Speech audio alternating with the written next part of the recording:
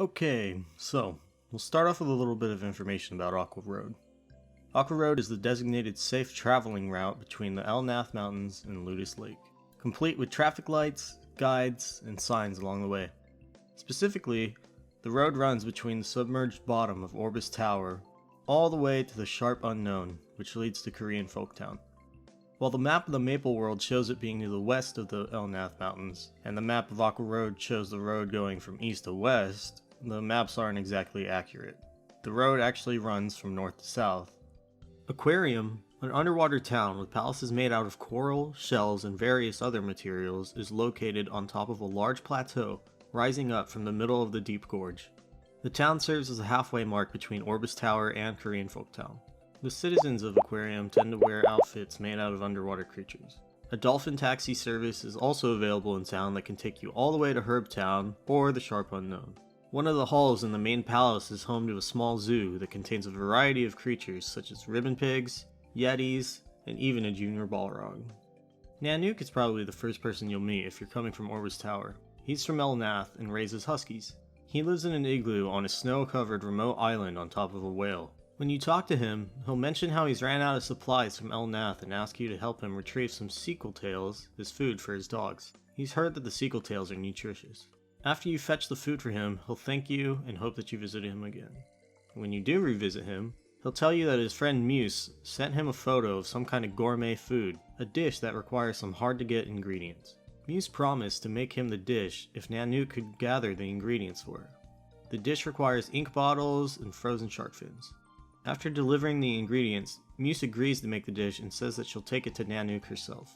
And in the past when doing this quest, you had to actually deliver the food back to Nanook yourself. But I guess the extra step was just too much to do for some reason, so they removed it. Since you're already cordial with Muse because of Nanook's quest, we'll go on with her next. Muse is the Aquarium Zoo's guide. At first, she'll ask you a strange question about ever being attacked by monsters while visiting the beach. She'll mention that she knows the poison poopas in the area are dangerous to come across, and has asked Hughes the Fuse to create an antidote. However, he needs more material to work with, specifically pupa eggs and their spikes. Muse will ask you to help gather them and deliver them to Hughes, as it'd be a major help to everyone visiting the beach. If you revisit Muse, she'll have a favor to ask of you. Her boyfriend Gale has a deep passion for the ocean. He volunteered to go out on an expedition and investigate some signs of an anomaly occurring in the gorge. Muse had stayed in contact with him until recently, and she hasn't heard from him in a few days, and she's concerned.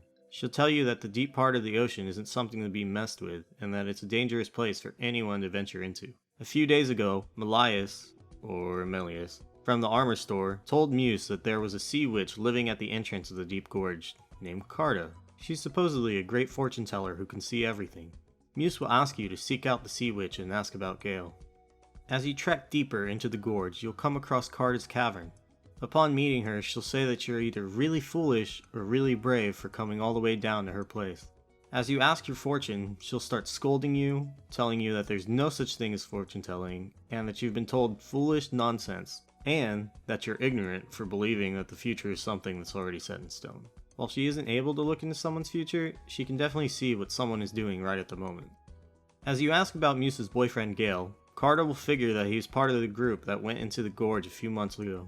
She had warned them of the danger, but they refused to listen. In order for her to find out what we want to know, she needs some rare items first. The spell that allows her to observe current events from afar is difficult and requires difficult components. There are 3 important items. First, she needs cold tears from an underwater ghost. Second, a bit of sea dust, which is something that's small and floats around in the water, but it can also be found in sunken old chests. Third, she needs the scream of Pianist. It's the sound that a gigantic fish makes as it perishes. Once all the items are obtained, she'll put them inside of her cauldron and wait until the color changes. Carta will see a rock that features patterns on it and an entrance to a cave, and she starts getting a really bad vibe when she starts seeing some of the surrounding black fog that swallows the expedition. Carta gets really nervous and doesn't like the negative energy that she's feeling. She'll tell you that just because it's possible to see everything and know everything, sometimes it's better to not know anything at all. When you return back to Muse and fill her in on everything the Sea Witch said, she won't really know what to do other than discuss the matter with the rest of the townspeople. If you return back to the deep gorge, you can happen across a sunken ship. You'll see a man there, Tang the Explorer.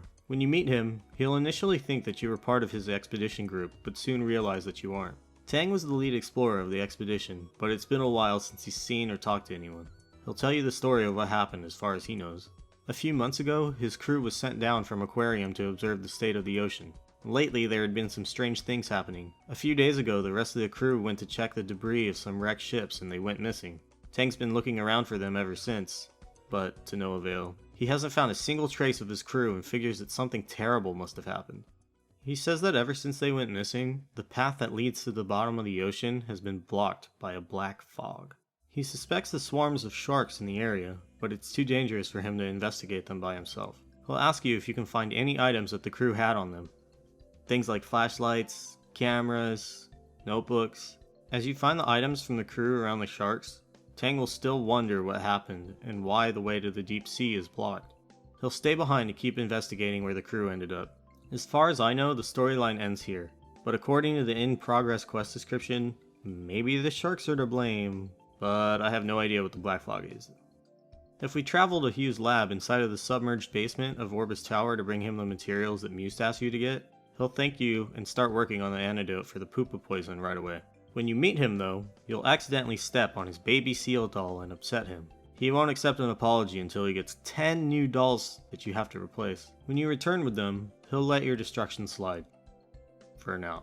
To him, you started it, but he admires your dedication to make up for your mistake.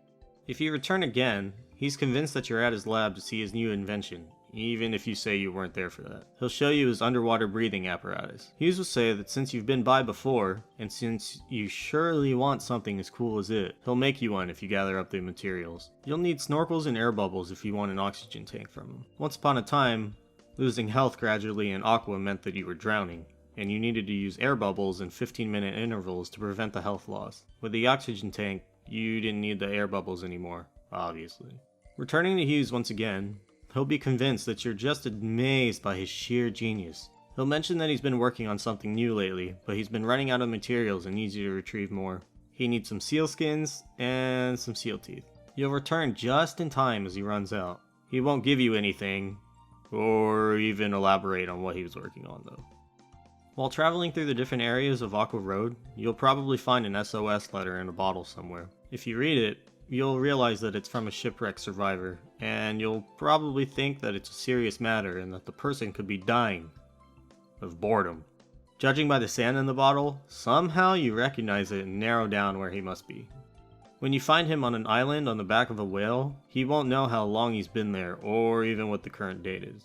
He'll be happy to see you and tells you that it was indeed him that wrote that letter. His name is Robinson, and he was a pilot for Omega Sector's Transport Corps. Aliens had attacked him while he was transporting an important shipment and he couldn't shake them. Robinson wasn't hurt in the crash, so he jumped ship and tried to swim away. But somehow, a typhoon had whipped him around and marooned him on the island, and with the last of his strength he sent out the SOS letter. He'll ask you to help him get back to Omega Sector by telling his commanders what happened, and to send out a rescue team, and he'll give you his ID to show as proof. Originally, you're supposed to actually travel to Omega Sector and talk with Kay, who will have you deliver a warp capsule to Robinson. Omega Sector's been closed for like 2 years, so the quest now redirects you to Kenta and Aquarium. Kenta will say that they'll take care of Robinson because Aquarium and Omega Sector have good relations. Meeting Kenta, the Aquarium zoo trainer, he'll tell you about how strange the animals have been acting around here lately. It's not something overly noticeable, but it seems like most of them are fatigued or super aggressive. Apparently, there had been a wild storm recently, and it's only since then that the animals have started acting differently. Kenta will ask you to gather DNA samples to help him figure out what's happening. You'll gather DNA samples of about 9 different animals, but Kenta won't finish his research or reach any kind of conclusion. This questline is expanded upon in the Kenta in Danger party quest, but I'm trying to leave party quest information to do their own things. Kenta is likely the leading animal trainer in the entire Maple world. He's like super renowned and his services don't come cheap. Kenta is very willing to help various adventurers with their animal partners by constructing saddles, selling nutrients, and general training. For Evan and Mir, Nineheart will recommend Kenta if they wish to learn about monster riding. Nineheart will also mention that Kenta actually supplies all the saddles for the Cygnus Knights. Kenta will measure and custom make a saddle to fit Mir, for a super steep fee though. For the Cygnus Knights, Kenta will sell you some expensive supplements to make your Mimianis strong enough to ride on. For explorers, when asking about taming and riding monsters, you'll find out that someone is actually trying to steal Kenta's research. He needs help watching the wild boar and retrieving his reports, and he'll also need some boar pheromones from it. If you retrieve some special perfume for Kenta, he'll make you some pheromone perfume that you can use to train your own wild boar. And later, for some research materials and a large donation, he'll upgrade your hog into a silver mane. For Iran's wolf, you're eventually sent to Aqua Road to converse with Nanook and Kenta. Nanook will promise to make you a wolf pup formula with some vitamins and some sequel tails, which were previously mentioned to be very nutritious. Kenta will sell you the vitamins, of course. Later on, Nanook will give you some advice and help you make some more supplements if you bring him the ingredients. That pretty much sums up the current Aqua Road. There isn't a whole lot of connecting lore to it, aside from Veritas, which is more part of Xenon's story, and it's just kind of located nearby.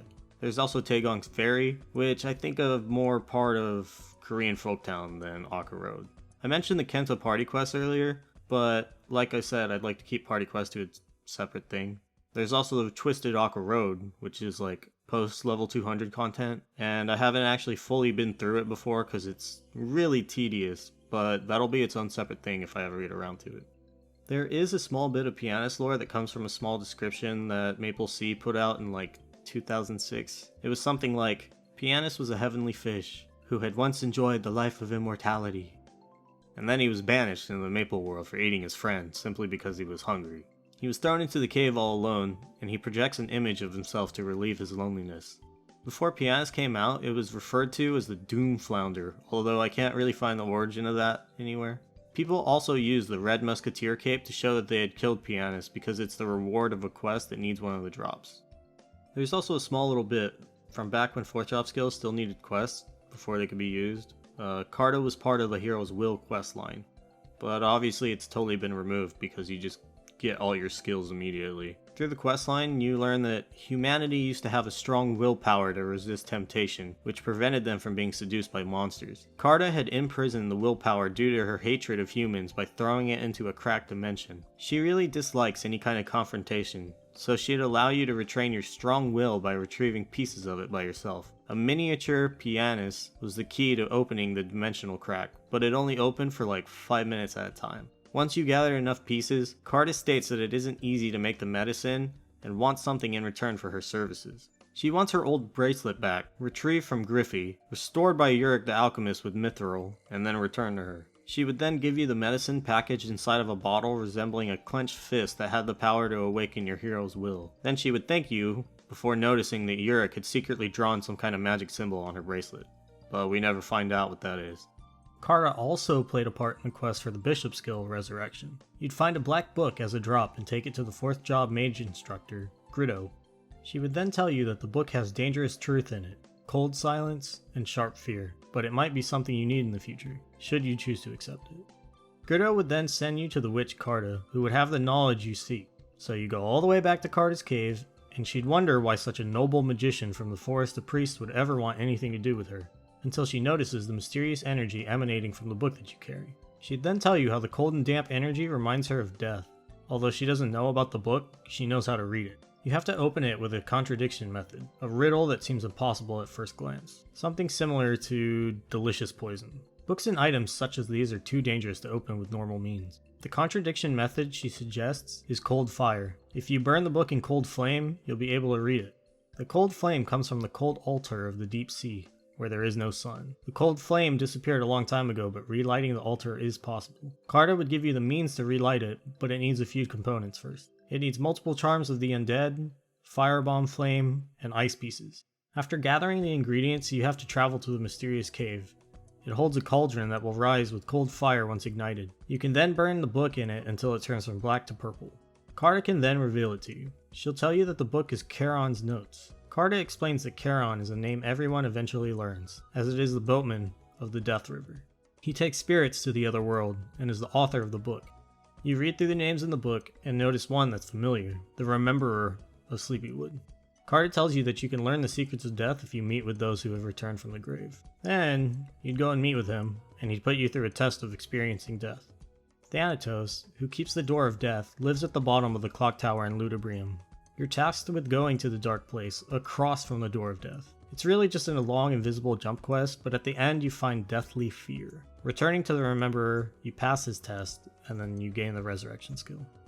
The boatman Charon refers to Greek mythology, the ferryman of Hades that delivers the souls of the undead across the rivers Styx and Acheron. He's also the brother of Thanatos, the personification of death. I guess I can wrap up theorizing about named references throughout Aqua, so Nanook's name probably comes from Nanook of the North, a silent documentary film from 1922 about the indigenous Inuit people of Canada, just based on his appearance. And Nanook is also the name of the Alaskan Malamute from the 1987 movie The Lost Boys, which is probably also why Nanook is famous for raising similar dogs. Carta's name possibly comes from the Magna Carta, a document from 1215, part of which helped protect women from witchcraft accusations. Robinson's name is probably in reference to Robinson Crusoe, a famous novel about a castaway. And Hughes looks a lot like Doc Brown, but that's just a personal opinion. That pretty much sums up the extra bits of lore as far as I can find. If there's anything I'm specifically missing, let me know.